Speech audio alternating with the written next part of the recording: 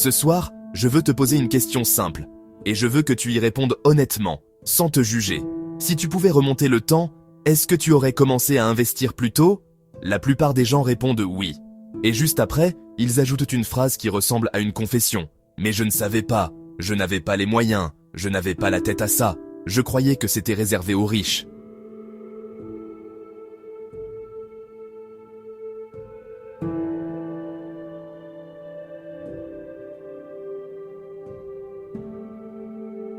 Internet adore répéter la même promesse.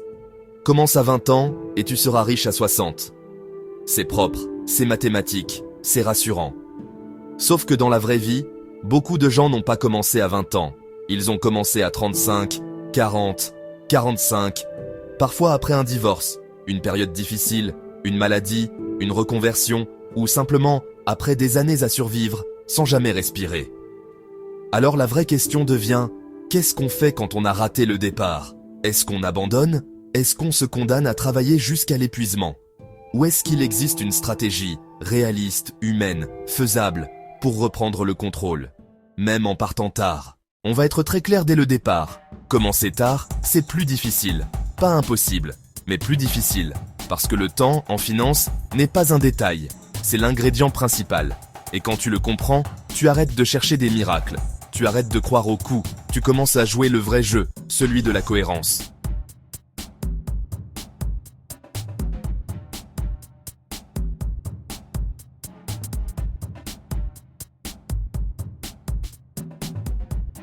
Les gens aiment les exemples simples, alors prenons-en un. Imagine quelqu'un qui investit 100 € par mois à 21 ans, jusqu'à 66 ans. Un rendement moyen sur le long terme, disons 8 à 10%. Pas tous les ans, pas linéaire, une moyenne. Résultat, tu arrives à une somme qui peut dépasser le million, selon les hypothèses.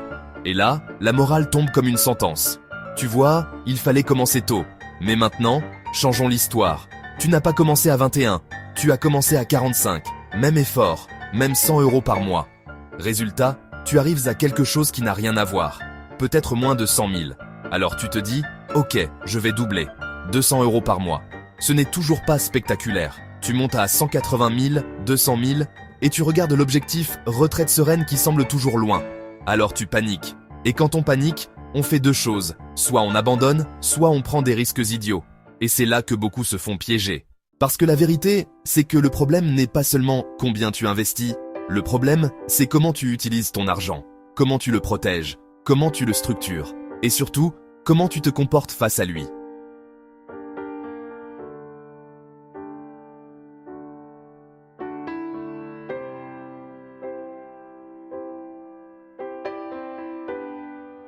Les décisions financières ne se prennent pas dans Excel.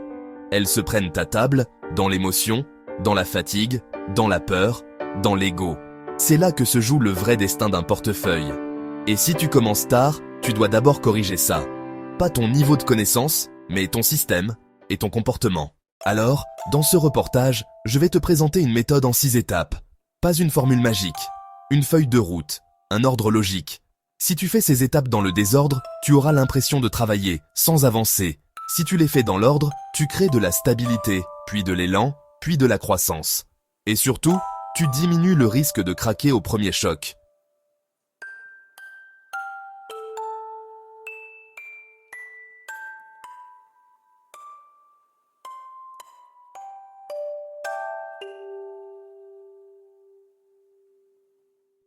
On commence par la plus sous-estimée, l'état d'esprit. Oui, je sais, le mot « mindset » a été massacré par des vendeurs de rêves. Mais je ne te parle pas de « penser positif en regardant le soleil ». Je te parle de ton identité financière, la manière dont tu te racontes ta propre histoire. Parce que si tu te répètes « c'est trop tard », ton cerveau va chercher toutes les preuves pour confirmer que c'est trop tard. Et il va saboter tes efforts. Il va te pousser à te récompenser trop tôt, à te décourager trop vite, à t'énerver contre la lenteur du résultat. L'investissement, surtout quand on commence tard, n'est pas un sprint, c'est une discipline émotionnelle. Le premier changement, c'est de remplacer « j'ai raté » par « je commence maintenant ».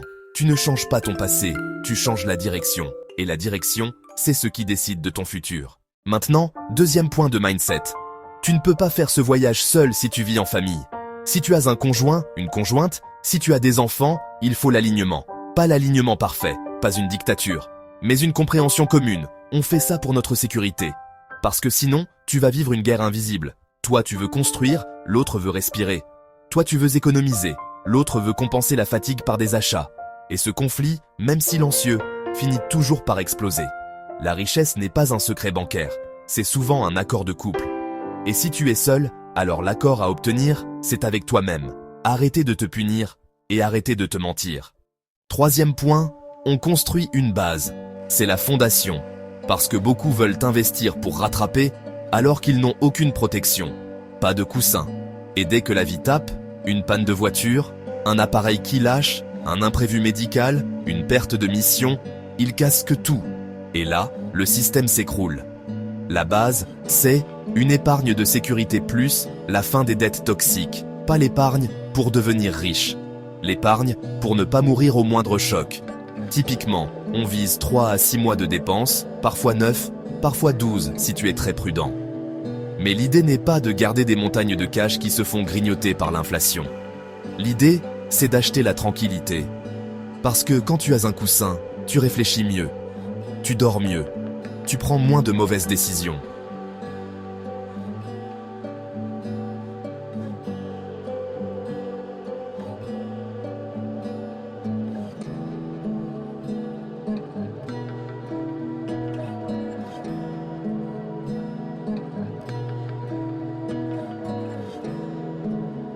Et juste après, tu attaques les dettes à intérêt élevé. Carte de crédit, revolving, microcrédit, paiements fractionnés qui se transforment en 20%. Là, on ne débat pas. C'est une hémorragie. Tant que tu as une dette à 15-20%, il est très difficile de battre ça avec un investissement prudent. C'est comme remplir une baignoire sans fermer le bouchon.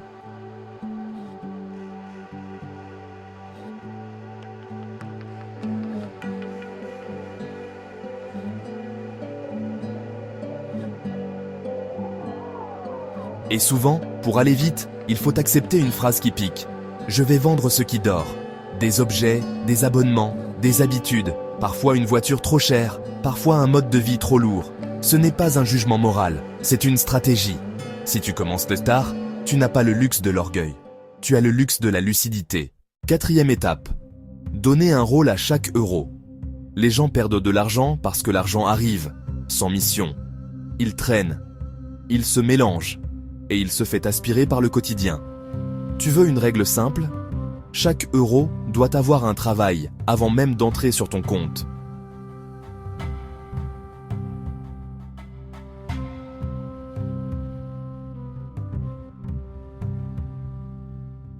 Concrètement, tu sépares. Tu arrêtes de tout mettre dans un seul compte et d'espérer faire attention. Faire attention, ça marche 2 semaines, puis la vie reprend, la fatigue reprend. Et tu reviens au pilote automatique. Donc tu construis un système. Un compte pour vivre, un compte pour la sécurité, un compte pour investir. Tu automatises, même petit, même 50 €. L'automatisation n'est pas un confort, c'est une protection contre toi-même. À ce moment-là, on arrive à la 5e étape. Investir, mais investir intelligemment. Et ici, je veux être très clair, surtout en tant que journaliste qui a vu trop d'histoires mal finir. Investir n'est pas trouver le meilleur truc. Investir, c'est d'abord éviter de se faire sortir du jeu. C'est survivre aux tempêtes. Si tu commences tard, tu dois éviter 2 pièges. Le piège de la précipitation et le piège du tout ou rien. La précipitation, je dois rattraper donc je vais faire du trading. Je vais mettre tout sur un truc qui peut doubler, je vais suivre un gourou. Résultat, stress, erreur, perte, démotivation. Le tout ou rien. Soit tu investis comme un robot, soit tu arrêtes à la première baisse. Et ça, c'est le meilleur moyen de perdre. Alors, comment on investit, concrètement, de façon simple? Tu choisis une stratégie robuste. Pour beaucoup de gens, ça veut dire investissement progressif, diversifié, à faible coût. Pas besoin d'être un génie. Tu peux faire une approche dollar cost averaging. Tu investis la même somme régulièrement dans des supports diversifiés. L'objectif, ne pas dépendre d'un seul événement, d'une seule action, d'un seul pari.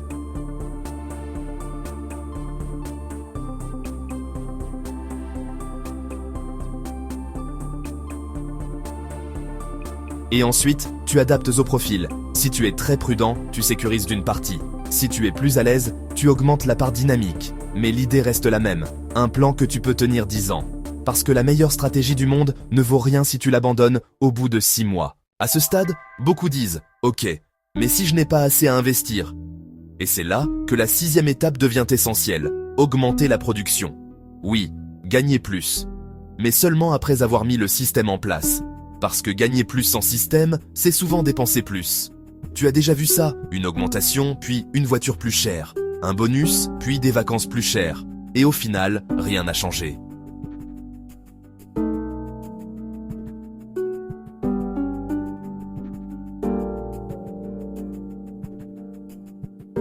Donc, d'abord, tu maîtrises ton argent. Ensuite, tu augmentes ton revenu. Et là, chaque euro supplémentaire devient un accélérateur. Une mission freelance, une compétence vendable, une négociation salariale, un petit business, une activité en ligne. Peu importe. L'idée n'est pas de travailler jusqu'à mourir. L'idée est de créer un surplus temporaire, ciblé, pour accélérer la construction. Même 12 à 24 mois d'efforts bien dirigés peuvent changer la trajectoire d'une décennie. Et maintenant, je veux te montrer le point le plus important de tout ce reportage. Si tu commences tard, tu ne peux pas te permettre d'ignorer la protection. Pas seulement l'investissement, la protection. Assurance, prévoyance, organisation, planification. Parce que la vie n'est pas un tableau Excel. Un accident, une incapacité, un décès, un divorce peuvent t'anéantir 10 ans d'efforts si tu n'as rien prévu.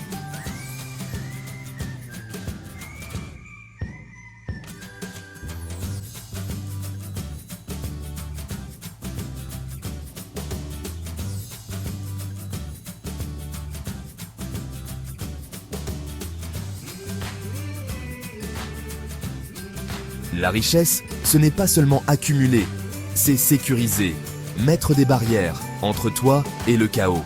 Avoir une vision claire. Si quelque chose m'arrive, qu'est-ce qui se passe? Qui paie? Qui décide? Qui hérite? C'est inconfortable à penser, mais c'est mature.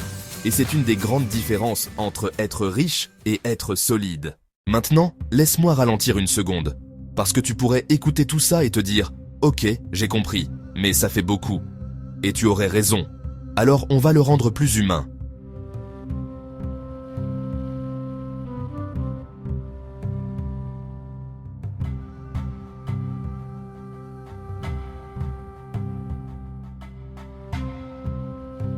Si tu as 45 ans et que tu commences, ton objectif n'est pas de rattraper une vie entière en 12 mois. Ton objectif, c'est de changer ta trajectoire, de passer de « je subis » à « je pilote », de passer de « je réagis » à « j'anticipe ». Et ça, c'est déjà énorme. Parce que le vrai luxe, ce n'est pas d'avoir une Lamborghini. Le vrai luxe, c'est de ne pas être pris à la gorge, de pouvoir dire non, de pouvoir respirer. On parle beaucoup de retraite, comme si c'était une ligne d'arrivée. Mais la vraie victoire, c'est bien avant. C'est quand tu n'es plus fragile, quand une panne ne te détruit pas, quand une facture n'est plus une crise, quand ton compte n'est plus un champ de mine émotionnel. C'est ça, la base. Et ensuite, l'investissement devient ce qu'il doit être. Une construction patiente, régulière, sans drame. Je vais te laisser avec une image. Imagine que ta vie financière est une maison. Pendant des années, tu as peut-être vécu dans une maison sans fondation, en bricolant le toit pendant qu'il pleuvait. Et on t'a dit, si tu veux être bien plus tard, achète de la déco. Investis, achète des actions.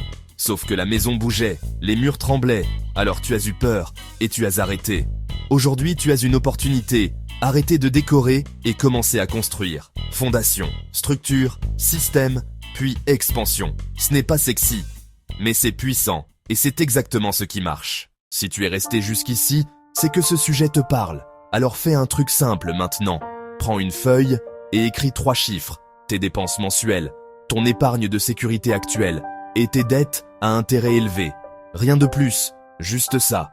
Parce que la clarté commence toujours par un point de départ.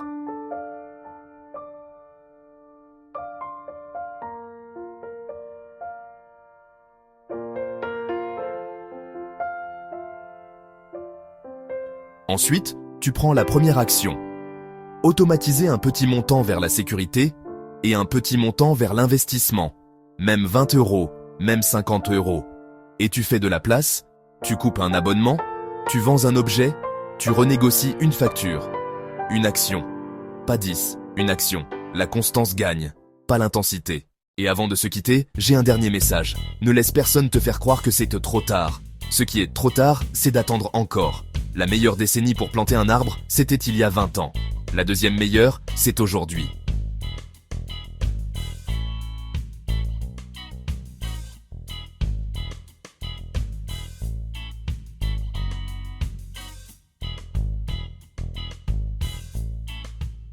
Tu n'as pas besoin d'un miracle.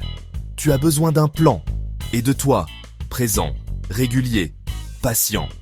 Et si cette vidéo t'a aidé, même un peu, je te le demande simplement. Mets un like pour soutenir le travail. Et abonne-toi pour retrouver d'autres contenus sur la psychologie de l'argent, la banque, l'assurance et les stratégies simples pour reprendre le contrôle. On se retrouve très vite pour la suite.